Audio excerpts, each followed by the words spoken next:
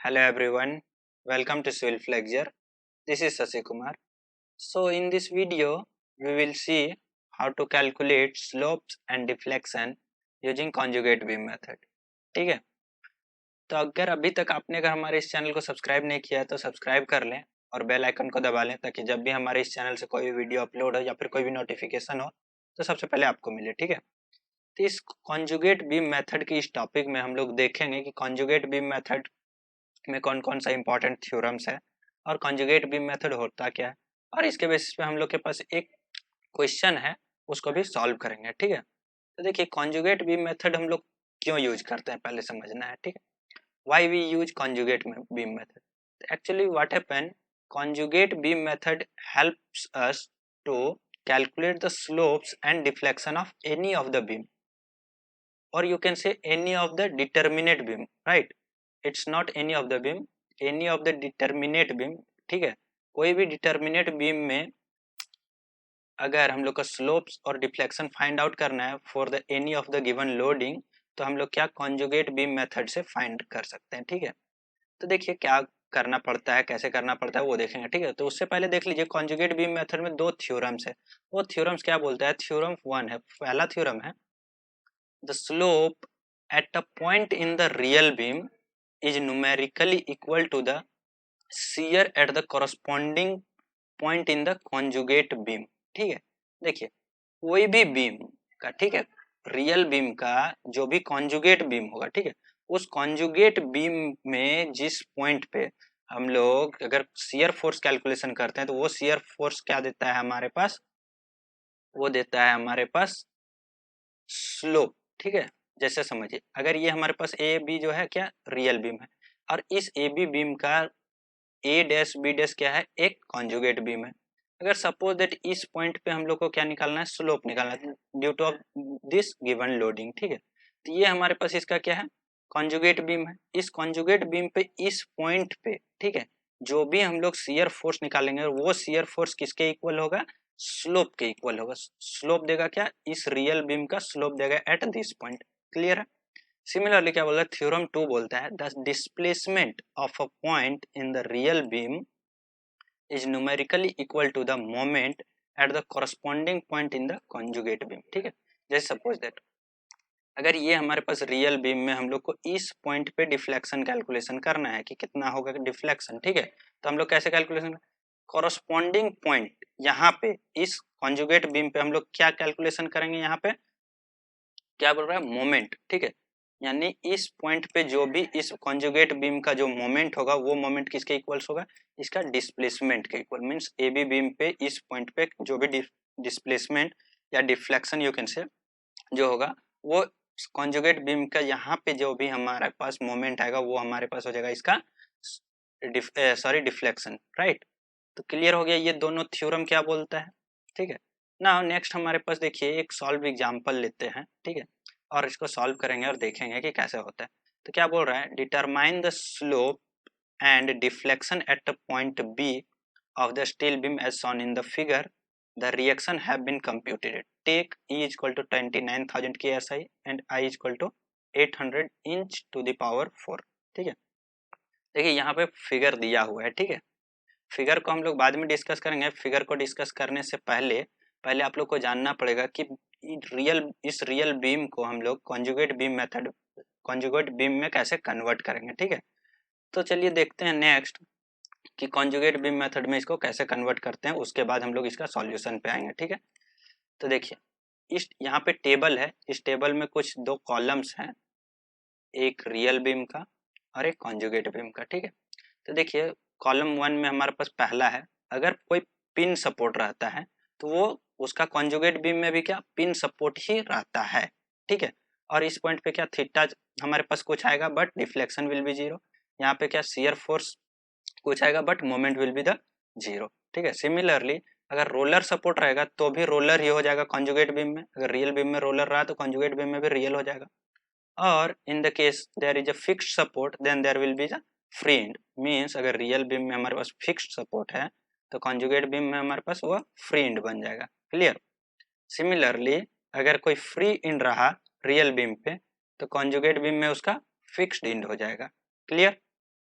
ना अगर internal pin रहा तो वो हमारे पास इंटरनल हिंज बन जाएगा, इंटरनल रोलर भी रहा तो भी इंटरनल हिंज बन जाएगा, और अगर कोई इंटरनल हिंज रहा तो वो क्या इंटरनल रोलर बन जाएगा। ठीक है, ये क्लियर हो गया कि आपका पास अगर रियल बीम दिया हुआ है तो उसको कॉन्जुगेट बीम में कैसे कन्वर्ट करेंगे। क्लियर।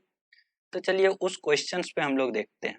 ठीक है, उस क्वेश्चन को में हम लोग आते हैं, उसमें क्या है फिगर दिया हुआ था वो क्या है। ठीक है, यहाँ से देखिए ये दिया हुआ है। ठीक है, ये क्वेश्चन का जो है क्या फिगर दिया हुआ है।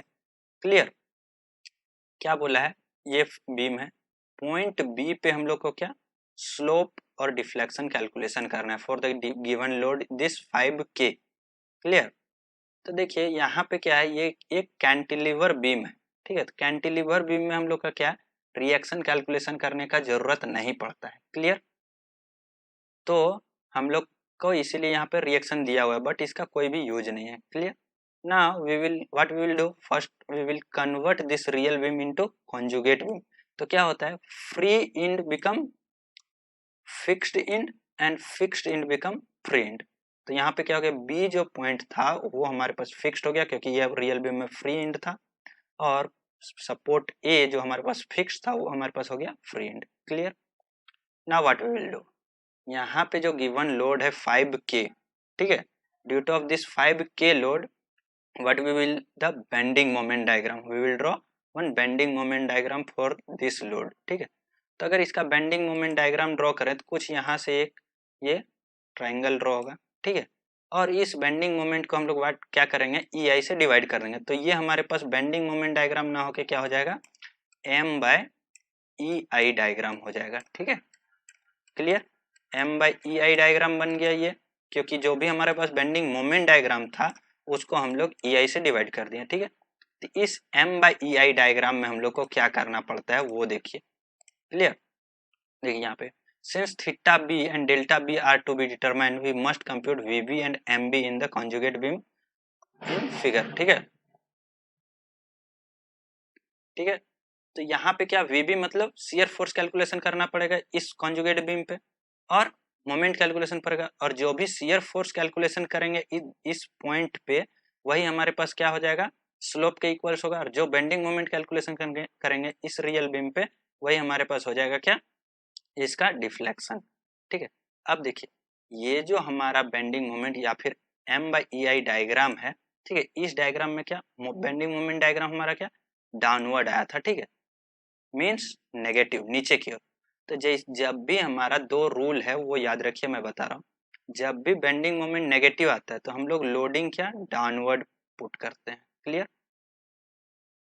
इन द कॉन्जुगेट बीम जैसे यहाँ पे हमारा बेंडिंग मोमेंट क्या था नीचे नेगेटिव आया, तो यहाँ पे देखिए लोडिंग जो है यहाँ पे क्या किया है ये हमारा नीचे की ओर आ गया, और इन द केस अगर पॉजिटिव बेंडिंग मोमेंट आता है तो हम लोग क्या अपवर्ड लोडिंग पुट करेंगे। क्लियर, ऐसे है ना। तो यहाँ पे क्या नेगेटिव आया तो डाउनवर्ड की ओर पुट किया गया है। ठीक है, वो हो गया।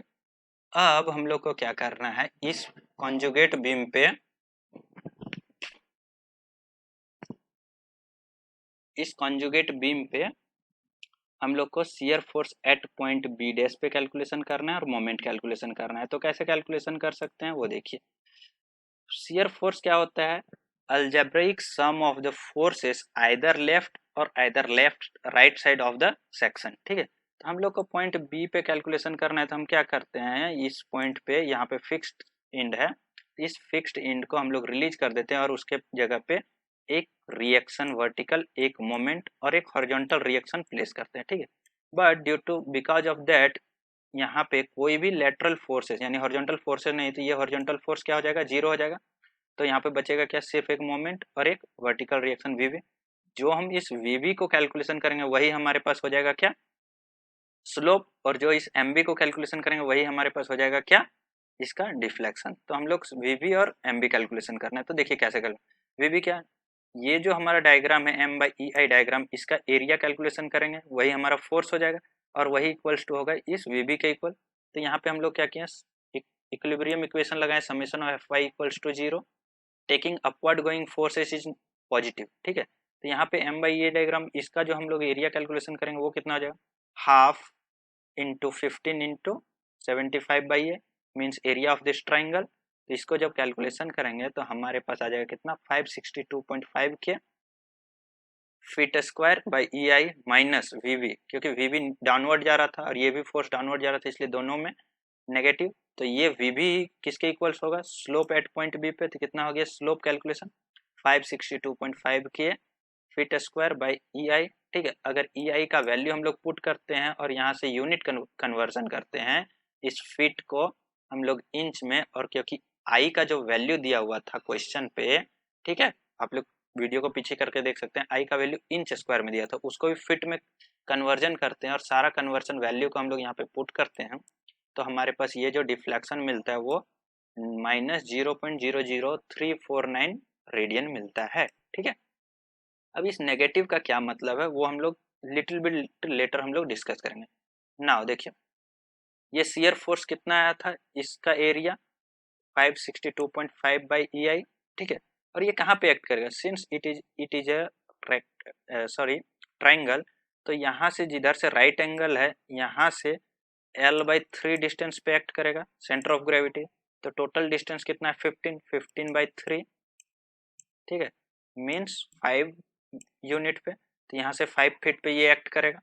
और इसका अगर हम लोग को यहाँ पे मोमेंट निकालना है तो इस फोर्स का इनटू दिस डिस्टेंस, तो कितना हो जाएगा, यहाँ से यहाँ 5 और टोटल यहाँ से यहाँ तो कितना था 30, तो टोटल इधर कितना बच गया 25। तो हम लोग यहाँ summation of moment about B equals to 0 किए हैं, taking anti clockwise moment equal to 0।